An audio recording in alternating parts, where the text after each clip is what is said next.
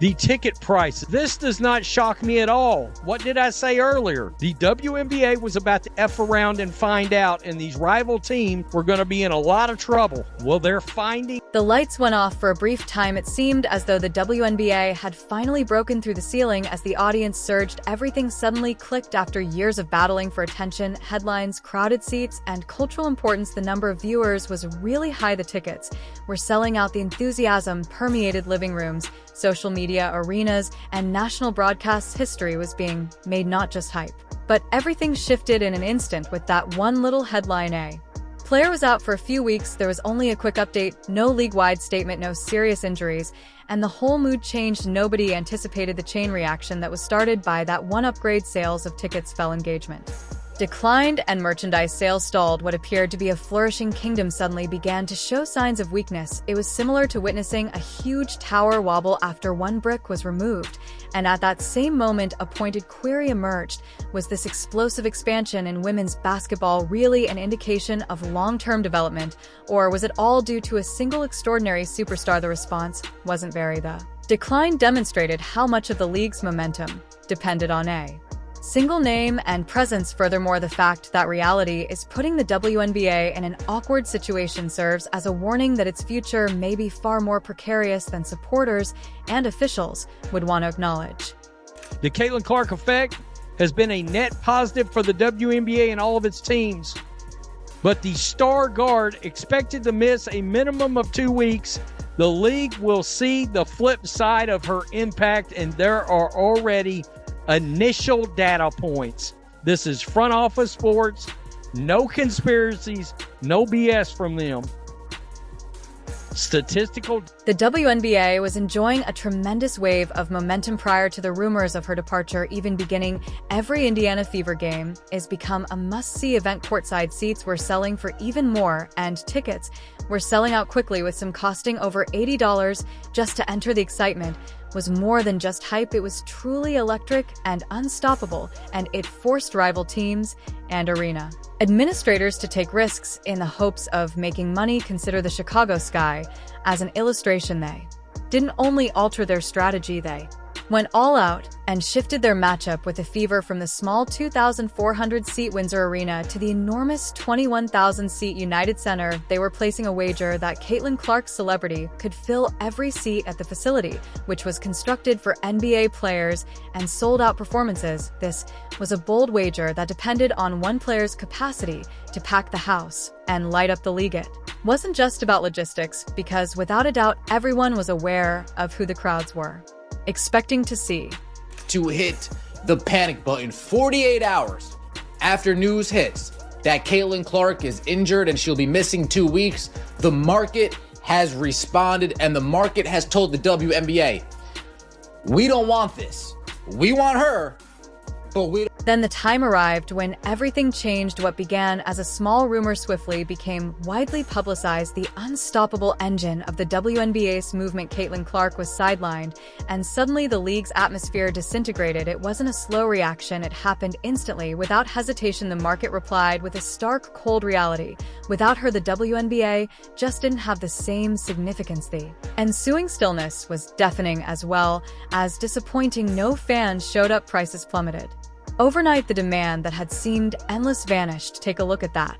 United Center game between the Chicago Sky and Indiana Fever. In a couple of hours, one of the league's most popular tickets, which had started at $86 and dropped to barely $25, experienced a staggering 71% reduction that was nearly unheard of and sent organizers who had bet on a sellout a devastating gut blow. Furthermore, it didn't end there. When the Fever played the Washington Mystics on the road, the same crash happened again. Reduced rates due to empty seats, a harsh reality scenario that this wasn't an isolated incident. Rather, it was a stark reminder that couldn't be ignored. Chicago Sky can't sell out their own 9,000-something seat arena like it is. They couldn't when they were kind of decent. They're a dumpster fire now. And now that Caitlin Clark is injured, the ticket prices for the Fever and Sky game just plummeted to Haiti. What was once a popular ticket costing $41 soon lost its appeal and was only $22. That is a startling 47% drop, the kind of decline that astounds front desks and fans alike. There was more than one game zoom out to view the larger image. Over a 2-week period, the average ticket price for 5 key Indiana Fever games had been skyrocketing at almost $137. However, as the injury news broke, that average dropped to only $80. A precipitous 42% drop in hardly a 4-night game demonstrates how harshly the market responded. They stink now. Yeah, it's about me too. No, it's not. This was a loud declaration from the fans, not simply a little decline in interest, no tickets. Caitlin Clark, the request was very explicit. People came to see her not just to watch the WNBA, and you could sense the atmosphere shift. When she wasn't playing before the game even began, the excitement had vanished. It seemed as though someone had released all of the building's air. That unsettling quiet revealed a much more significant tale. Everyone was enjoying the league's surge in popularity, but it wasn't as stable as it seemed, since there was a delicate truth hidden beneath all the fanfare. There was no widespread interest driving this enormous growth. It was largely dependent on one irrepressible star for support. To games over the next 2 weeks have dropped 42% since Caitlin Clark's injury announcement. An average ticket price of $137, all the way down to $80. This went beyond a superstar missing a few games. It was a brutal, unvarnished spotlight on the WNBA's most serious flaws. The figures were honest. They proved what many had believed, but few dared to publicly state. They were cold, cruel, and unavoidable. It seems like the entire league is powered by Caitlin Clark, who is more than simply a player. Everyone else is only following in her footsteps in the hopes of absorbing some of the fire she produces. The increase in attendance at the crowded stadiums, the social media videos that went viral, increase in ticket sales. They felt it was all evidence of a league turning a corner and entering a new era, an indication that women's basketball was at last receiving the recognition it merited. But this particular instance revealed a heartbreaking reality. One generational player was responsible for almost all of that momentum, and the league loses identity in addition to excitement when she isn't playing, because the WNBA still doesn't have a complete roster of similarly lucrative stars outside of Caitlin. The true problem is that there isn't a long list of notable individuals to continue the tradition after she passes away, the type that cannot be fixed by a highlight reel. People are selling their tickets, definitely can't get face value, so what do?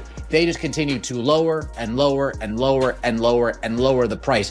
This isn't all resellers, folks. Hate to break it to you. A majority of these are everyday normal people. A majority of these are everyday normal people who watch Caitlin Clark in Iowa, watch her in her first year in Indiana, said, man, I want to watch that. I want to go to those games. I want to experience that. They won't be able to experience it. It was an unavoidable reality check for the league. What did it indicate about the actual strength of the WNBA's foundation if Caitlin Clark's brief absence could result in such a massive collapse in interest? It wasn't just about 1 or 2 games. It raised serious concerns about the league's whole commercial strategy.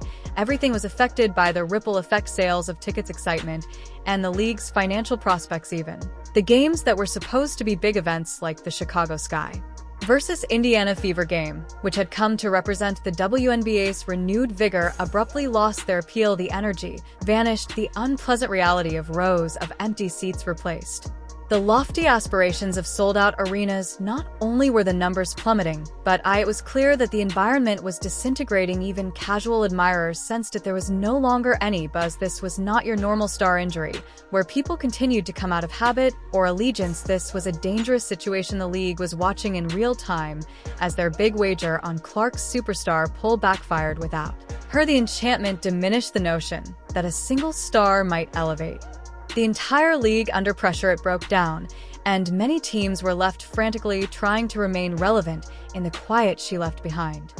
I mean, it's more statistical proof, data, to confirm exactly what we've been saying, that Caitlin Clark is driving this whole ship, this whole bus. She's driving it, everybody else get in the back. Even after Caitlin Clark abruptly left the limelight, interest remained high. It simply moved, landing directly on Angel Reese. She was seen by many as the moment's era apparent. She was already a household name due to her unmistakable charisma, bold personality, and trend-setting style. She had established a strong brand off the court that appealed to fans who viewed her as a cultural influence. In addition to a player, she never shied away from making audacious claims, such as the now famous comment that people watch the WNBA because of her swagger and confidence, and she was often in the news. And that type of bluster was just what the league needed. After abruptly losing its biggest name, the WNBA switched its attention to Rhea in the hopes that her celebrity would generate the same kind of excitement, sellout crowds, and national attention that Clark had provided week after week. The big question now loomed as the league desperately needed someone to fill the void and maintain the momentum. Could the league's expectations really be met by Angel star power? The marquee matchup in the WNBA, like it or love it, rivalry or not, Chicago Sky, Indiana Fever, Angel Reese, Caitlin Clark, that is the marquee matchup in the WNBA, and those tickets are crashing just as well. From $86 48 hours ago to $25.